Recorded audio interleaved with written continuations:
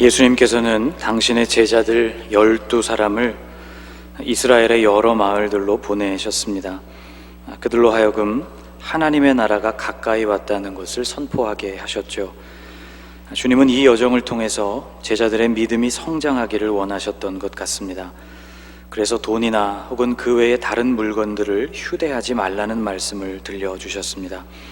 이 거룩한 여정에 필요한 모든 것은 그들을 파송하신 주님께서 해결해 주신다는 것을 믿고 그 채워주심을 경험하라는 의미였죠. 그런데 천국을 선포하는 이 여정은 하루 이틀 만에 끝날 일이 아니었습니다. 이 여정을 다 마치기 위해서 제자들은 어디엔가 묵어야만 했습니다. 예수님께서는 묵을 곳을 찾는 요령을 이렇게 알려주셨습니다. 11절입니다. 어떤 성이나 마을에 들어가든지 그 중에 합당한 자를 찾아내어 너희가 떠나기까지 거기서 머물라. 어떤 성이나 마을에 들어갔을 때 그들 중 합당한 자를 찾으라고 말씀하셨습니다.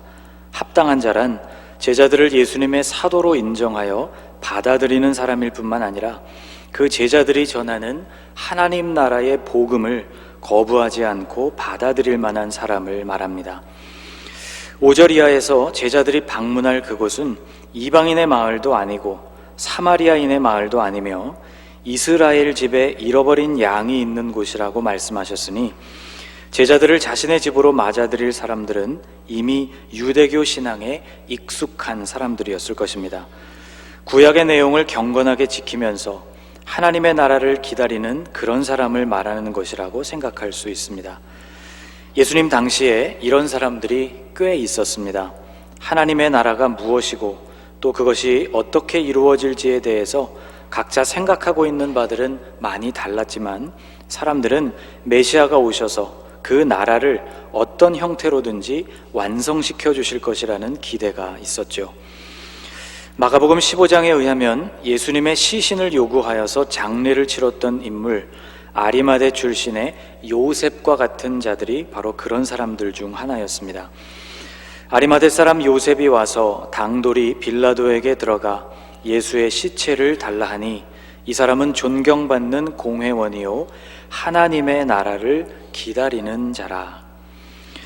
그는 예수님의 제자였지만 본인이 사내들인 회원이라는 신분 때문에 숨어서 지내다가 십자가 사건 이후에 용기를 내었던 사람입니다. 그의 관심사 역시 하나님의 나라였습니다.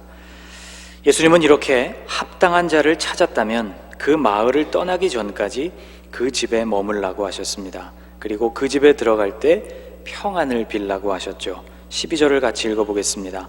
또 그 집에 들어가면서 평안하기를 빌라.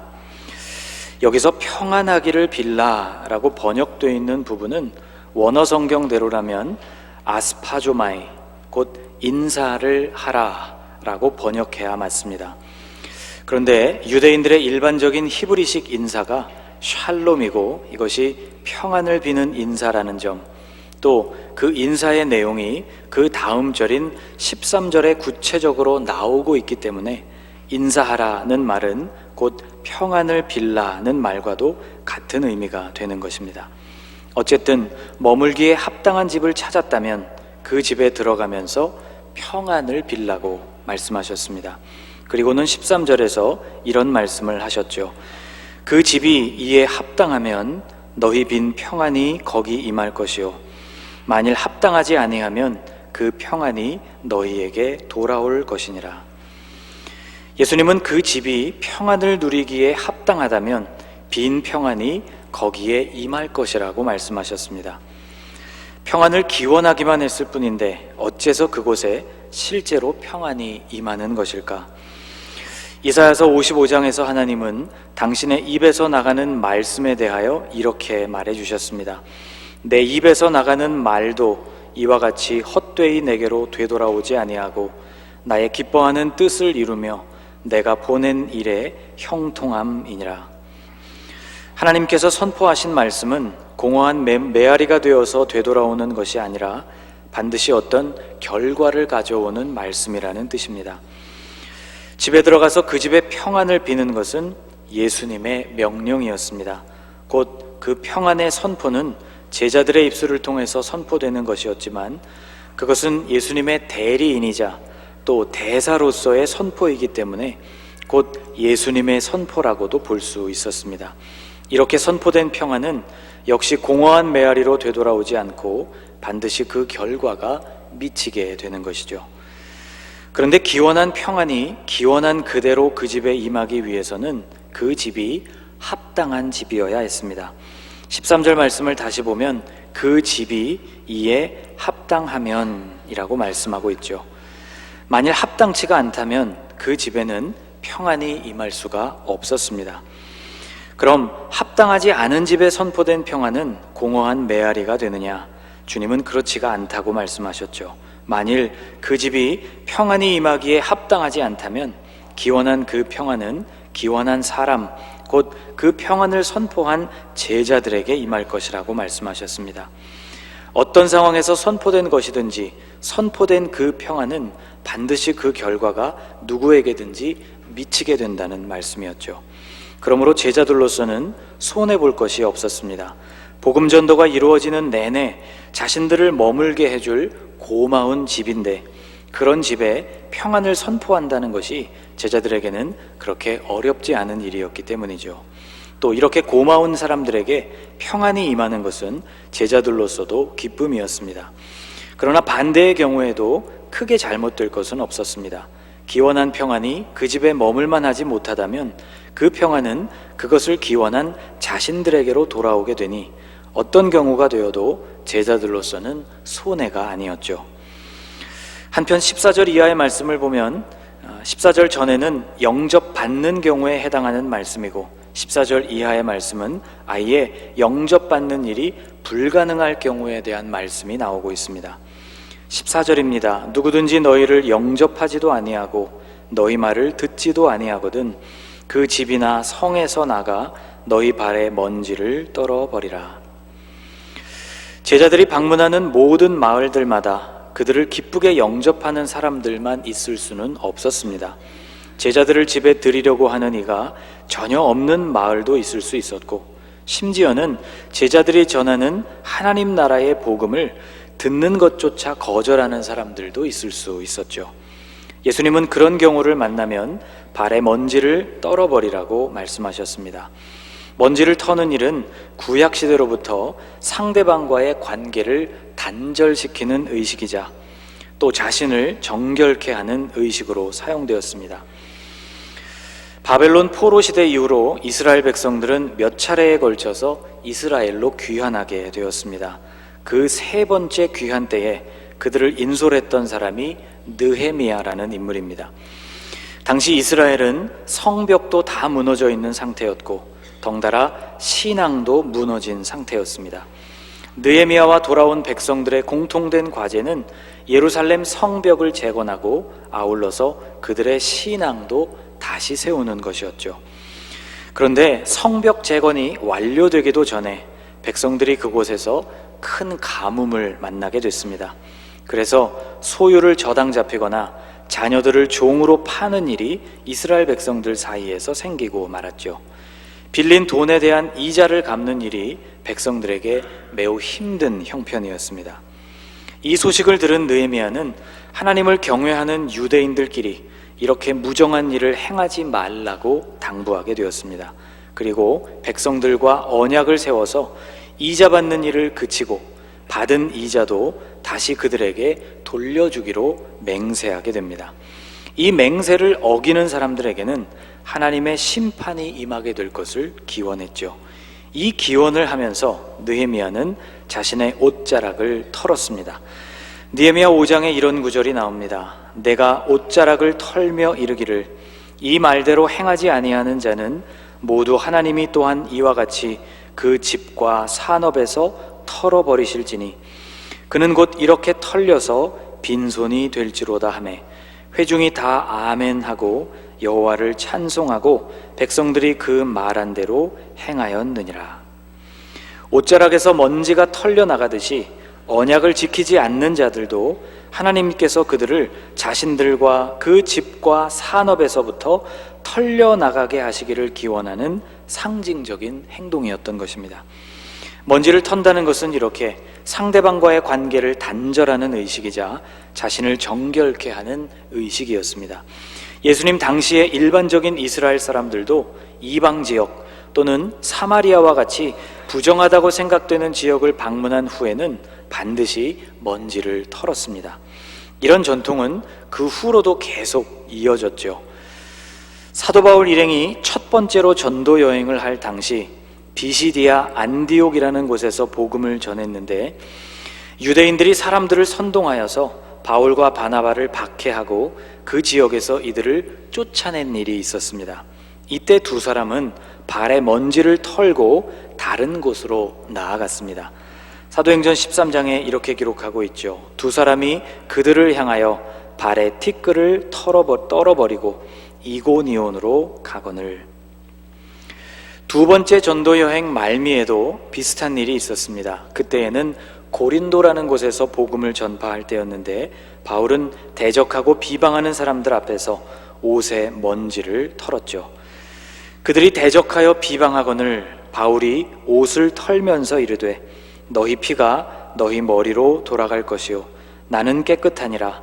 이후에는 이방인에게로 가리라 하고.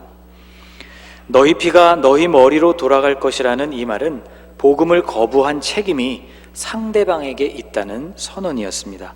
그로 인해서 그들에게 심판이 임하더라도 그 심판은 복음을 거부했던 당사자들의 책임이라는 뜻이었죠. 지금 예수님께서도 똑같은 명령을 내리고 계신 것입니다. 14절을 제가 다시 읽어보겠습니다. 누구든지 너희를 영접하지도 아니하고 너희 말을 듣지도 아니하거든 그 집이나 성에서 나가 너희 발에 먼지를 떨어버리라. 이러한 행동은 복음을 거부하게 된 것이 그들의 선택이요, 그로 인해서 임하게 될 심판 역시 그들이 선택한 결과라는 의미였습니다. 예수님은 15절에서 이것을 더욱 분명하게 말씀해 주셨죠. 내가 진실로 너희에게 이르노니 심판날에 소돔과 고모라 땅이 그 성보다 견디기 쉬우리라. 복음을 거절한 사람들에게는 소돔과 고모라 땅에 임한 심판보다 더 엄한 심판이 이루어질 것이라는 말씀이었습니다. 자, 이렇게 예수님은 제자들과 그들이 전할 복음을 영접할 사람들과 그렇지 않을 사람들을 제자들이 각각 어떻게 상대할 것인가에 대한 말씀을 들려주셨습니다. 영접하는 사람들에게는 평안을 빌고 영접하지 않는 사람들에게는 발의 먼지를 떨어버리라는 말씀이었죠. 우리는 여기서 당연하지만 중요한 사실을 발견하게 됩니다. 제자들이 할 일은 평안을 비는 일, 그리고 발의 먼지를 떨어버리는 일이었다는 점입니다. 그 이상도 그 이하도 아니었다는 것이죠. 영접하는 사람들에게는 평안을 빌면 그것으로 전부였습니다.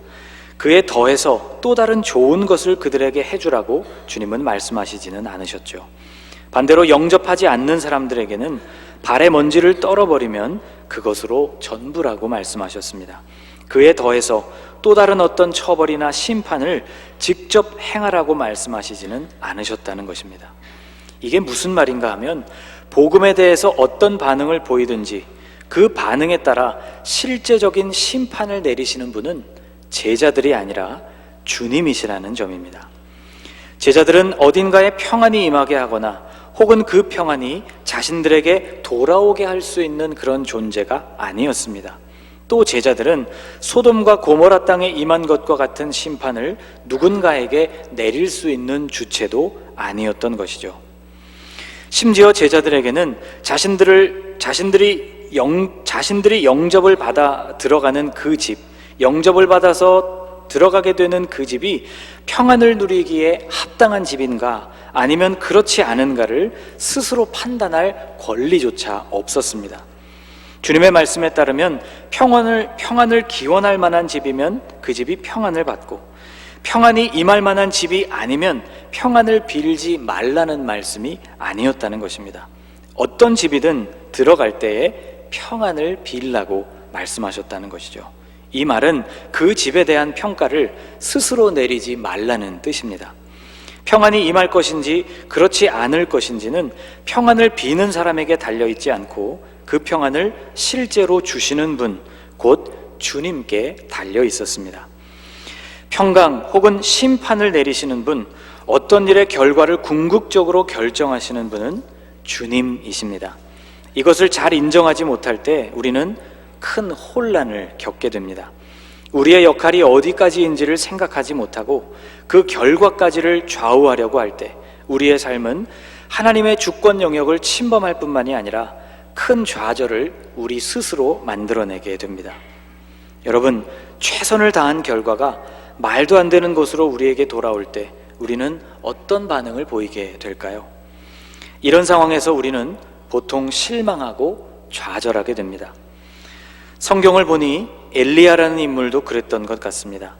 갈멜산에서 그처럼 굉장한 승리를 거둔 사람이 어째서 이세벨의 협박을 받자 갑자기 광야로 도망치게 되었고, 그곳에서 모든 것을 포기한 채 하나님께 자신의 목숨을 거두어 달라고 구하게 된 것일까? 엘리야의 마음을 지배하고 있었던 것이 큰 실망감이었다는 것을 우리는 발견하게 됩니다. 그는 하나님께 이렇게 기도했습니다. 자기 자신은 광야로 들어가 하룻길쯤 가서 한 로뎀나무 아래에 앉아서 자기가 죽기를 원하여 이르되, 여호와여, 넉넉하오니 지금 내 생명을 거두시옵소서. 나는 내 조상들보다 낫지 못하니이다 하고, 나는 내 조상들보다 낫지 못합니다 라는 그의 말 속에서 우리는 가득한 실망감을 볼 수 있습니다.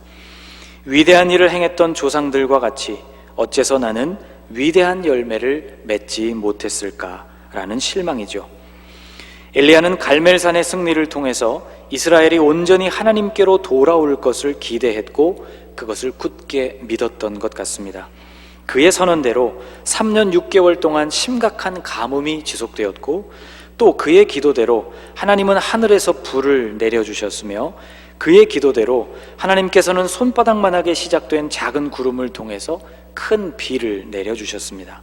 이대로라면 이제 남은 것은 백성들이 하나님께로 온전히 마음을 돌이키는 일과 우상숭배의 핵심 인물이었던 이세벨과 아합이 회개하고 주님께로 돌아오는 일이었을 것입니다.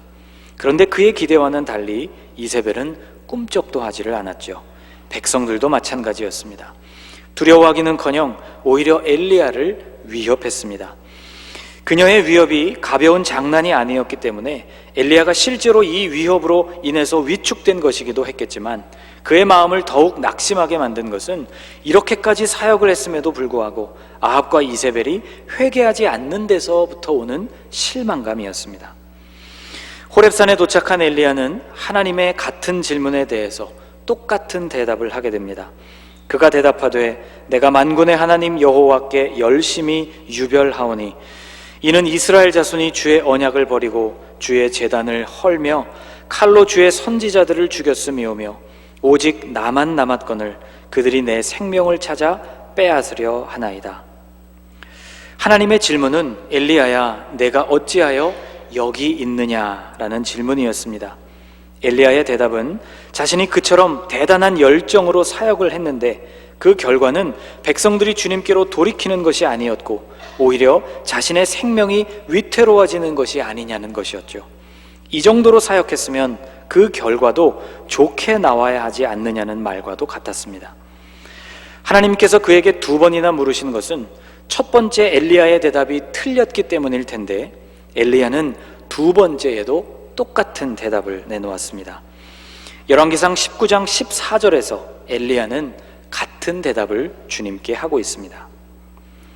엘리야의 이야기는 영적으로 부담이 큰 사역을 마친 이후에 반대로 깊은 영적인 침체가 우리에게 찾아올 수 있다는 것을 경고해주는 말씀이기도 하지만, 그가 사역을 진행하는 동안 그 결과를 나름대로 예상하고 기대하는 정도가 도를 지나쳤다는 것을 알려주기도 합니다.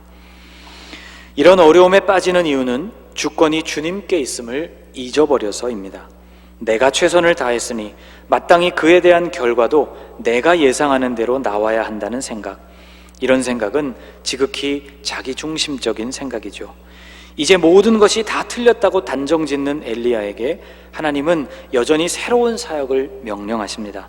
다메섹으로 가서 하사엘에게 기름을 부어 아람의 왕으로 세우라는 말씀, 예후를 찾아가서 기름을 부어 그를 이스라엘의 왕으로 세우라는 말씀, 그리고 엘리사를 찾아가서 기름을 부어서 선지자가 되게 하라는 명령이었습니다. 결과가 예상과 달라서 엘리야는 낙심했고 더 이상 사역할 의지를 잃어버리고 말았지만, 하나님께서는 당신이 계획하고 계신 대로 당신의 그 역사를 정확하게 계속 진행하고 계셨습니다. 사람의 기대와는 달라도 주님은 당신의 계획을 온전히 이루시는 분이십니다. 오늘 우리는 어떻습니까? 예수님께서는 복음을 전하면서 그것을 받아들일 사람과 그렇지 않을 사람을 미리 판단하지 말라고 하셨습니다. 평안이 임할 집안과 그 평안이 다른 곳으로 가게 될 집안을 미리 판단하지 말라고 하셨죠. 복음을 거부하는 사람들에게는 단순히 발에 먼지를 떨어버리기만 하라고 말씀하셨습니다. 그들에게 어떤 심판이 언제 임하게 될 것인지는 제자들이 결정할 내용이 아니었기 때문입니다. 여러분, 주권이 주님께 있습니다. 이것을 잊어버릴 때 우리는 복음을 전하다가 낙심하게 됩니다. 열정을 가지고 주님의 일을 하다가 계획대로 열매가 맺히지 않을 때 실망하게 되는 것이죠. 주님께 주권이 있습니다. 이것을 인정하는 사람이 복이 있습니다. 주님의 말씀처럼 우리가 할 일은 누구에게나 평안을 선포하는 일이고, 거부하는 이들에게서는 돌아서서 발에 먼지를 떠는 일입니다. 이 일 역시 최선을 다해서 해야 합니다. 그러나 거기까지이죠. 그 후의 열매는 주님께서 결정하신다는 것을 기억해야 합니다. 사랑하는 여러분, 우리가 우리 생각 안에만 갇혀있지 않기를 바랍니다. 주님의 주권을 인정할 수 있기를 소망합니다. 그래서 우리의 마음이 오늘 주님께서 말씀하신 것처럼 늘 평안하실 수 있기를 주님의 이름으로 축복합니다. 기도하겠습니다. 예수님, 제자들이 집에 들어갈 때에 그 집이 평안하기를 빌라고 말씀하셨습니다. 그 평안이 그 집에 임하게 되든지 아니면 그것을 기원한 사람에게 돌아오게 되든지, 그것은 제자들이 마음을 쓸 일이 아니라고 하셨습니다. 복음을 거부하는 자들에게 어떤 결과와 어떤 심판이 언제 어떻게 임하게 될지도 제자들이 결정할 문제가 아니라고 하셨습니다. 제자들이 할 일은 거부당한 그곳을 떠나면서 단지 발에 먼지를 떨어버리는 것이 전부라고 말씀하셨습니다. 하나님, 우리에게도 이런 믿음을 허락하여 주옵소서. 최선을 다해 주님의 일을 감당하되 우리가 예상한 결과가 아니어서 실망하는 일이 없게 하옵소서. 그 결과와 열매를 이끄시는 분이 하나님이심을 알게 하옵소서. 그래서 어떤 상황에서도 우리의 마음에는 평안이 있게 하옵소서. 부지런히 평안을 빌고 또 어려움을 당하는 날에는 발에 먼지를 떨어버리는 일, 주님의 일을, 주님의 말씀을 따라 행하는 것이 우리의 삶이 되기를 원합니다. 주님, 교회적으로는 교회 학교의 여름 사역이 진행 중입니다. 이 일을 계획하고 실행하는 자들이 최선을 다하게 하옵소서. 최선을 다해 평안을 빌고 복음을 선포하게 하옵소서. 그러나 그 결과와 열매는 우리가 예상하고 기대하는 대로가 아니라 하나님께서 계획하신 대로 맺힌다는 것을 기억하게 하옵소서. 그래서 결과가 좋은 것 같아서 우쭐대지도 않게 하시고, 결과가 나쁜 것 같아서 우울해하지도 않게 하옵소서. 주님을 온전히 신뢰하고 또 바라보는 여름 사역이 되게 하옵소서. 예수님의 이름으로 기도하옵나이다. 아멘.